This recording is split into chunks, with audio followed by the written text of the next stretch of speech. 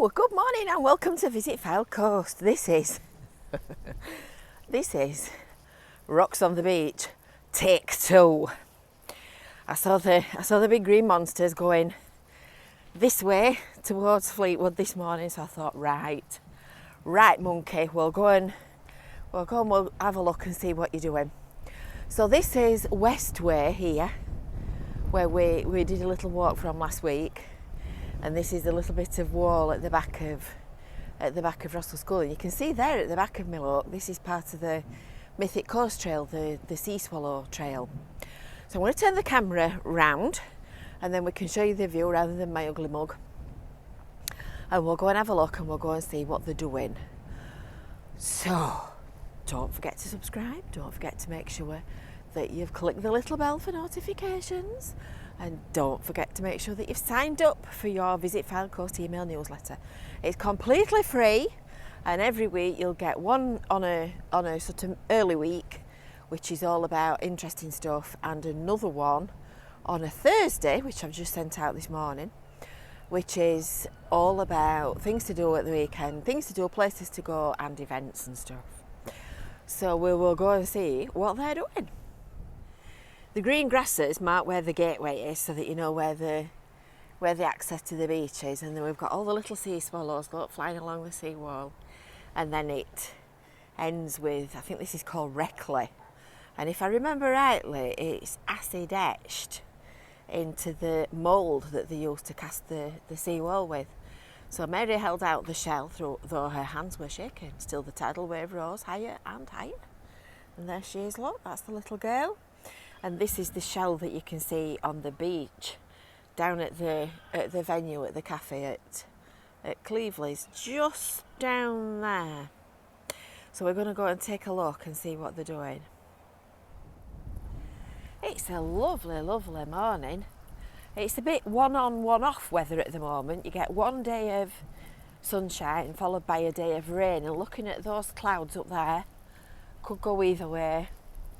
There's quite a lot of rubbish washed up as well during the last couple of weeks in the rough windy weather that we've been having. I know one of our lone beach cleaners was out on Rossall Beach the other day, and they were litter picking, and they picked up 3 bags of rubbish in 3 hours just on their own.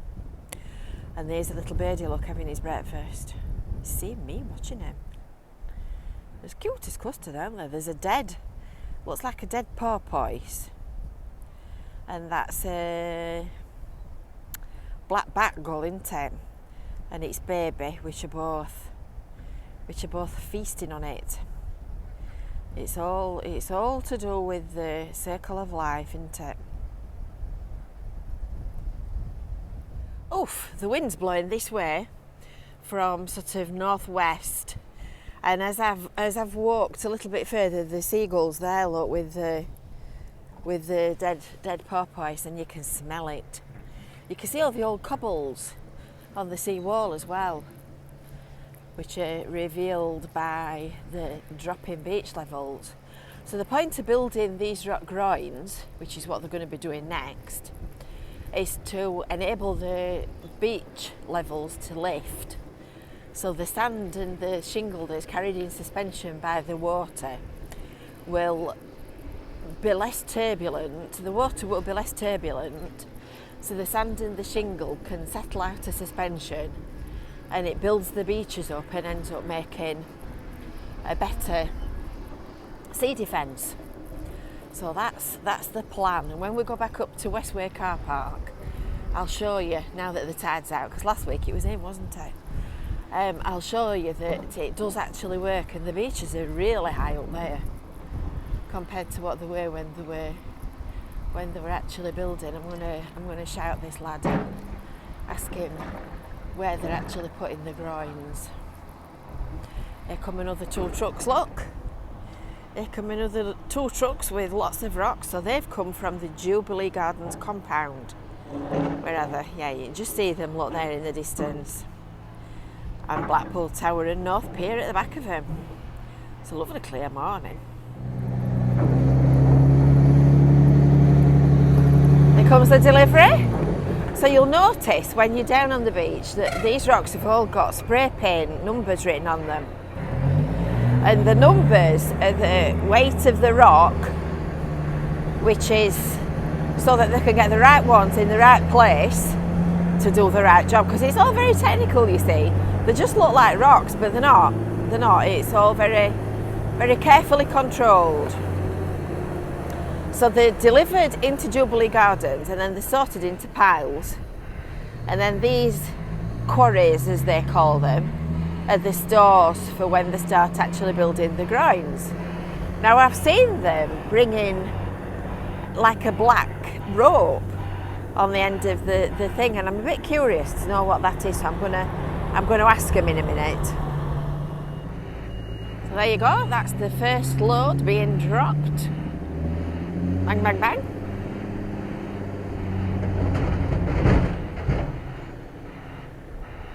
Now that's interesting. I'm standing right at the edge of the sea wall, right at the side of the lorry, and I never felt a thing then. I heard the rock drop, but I never felt anything. I think it's to do with how near they are. The vibration that you feel is to do with how near you are to how near they are to the sea wall, and whether or not it's carrying through the clay underlayer. And it does vary, it's really strange. It varies, you get it one day but not another. Very interesting.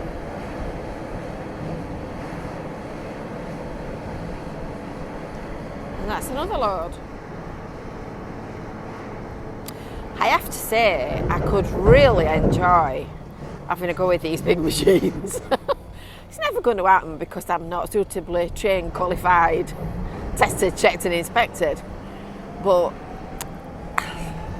I mean, it's just like Tonka Tucks on speed, isn't it? And away they go. So they're off back with the little escort vehicle, which is this little cart at the front. They're off back to Jubilee Gardens to get their next lot of rocks for these guys to work with. If you want to know the time, ask a policeman. If you want to know what's happening on a building site, ask a workman. This is Stuart, who lives in Cleveleys. Just been having a chat to him and he's just been telling me that I am right. They are running rock. They've not actually started building anything. They're just stockpiling it ready to crack on. Because obviously, you know, you can't build a groyne without the rock, and it's going to be really annoying fetching one rock at a time from Jubilee Gardens. So that's what they're doing. They're just piling it up.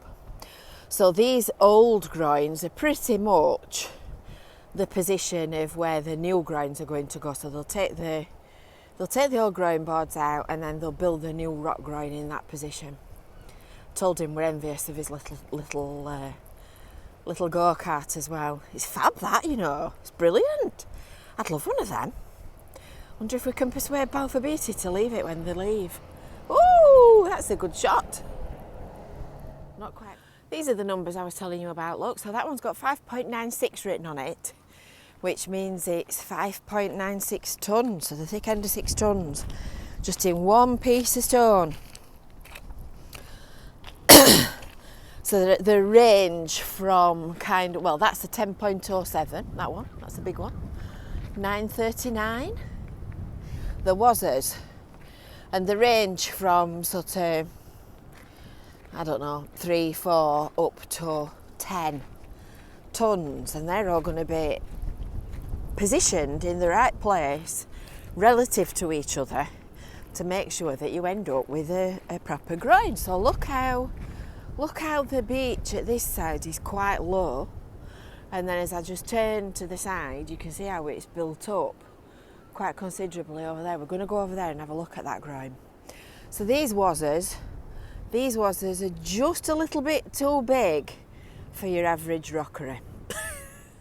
And this is the kind of thing that they're going to be building between here, which is West Way, and right down to the Shipwreck Memorial at Cleveleys.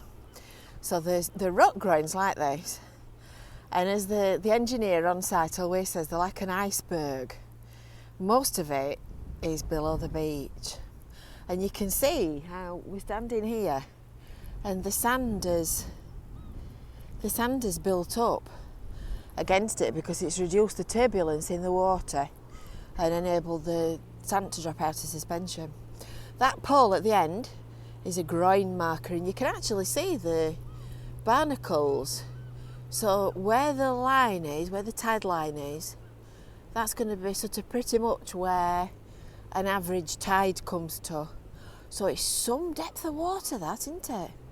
I'm not quite sure how deep it is, but I would say easily 20 foot. Easily. It's quite a lot. And these rock groynes join up to the sea wall. So this is, believe it or not, all rock underneath here. And these are the groyne crossover ramps. So they'll be building a concrete ramp similar to this, but without these little concrete walls on the side. And that means if the beach drops, if it does drop, you can get safe access back to the steps, or you can continue your walk in a straight line like that, just heading sort of along the beach. And as you can see, most of this has disappeared because the beach has built up quite substantially. Look how these rocks have washed. Aren't they beautiful? They're lovely. So they're a mixture of limestone and granite.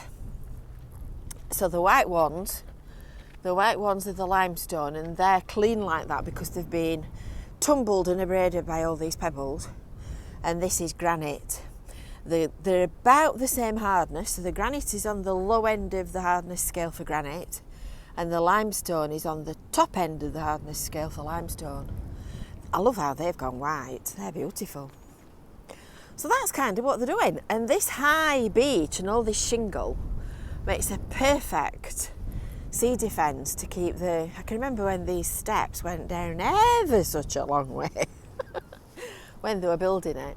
So this all makes a really good sea defence, and it absorbs the energy of the water, and it protects your seawall, and it keeps everything safe from flooding. So that's what they're building. Hope you've enjoyed that. Hope you've enjoyed that little look around. We managed to get onto the beach and actually see what they were doing today. That's a beginner's busman's guide to building rocks. So don't forget, make sure you've subscribed, and until next time, we will see you later. Bye for now.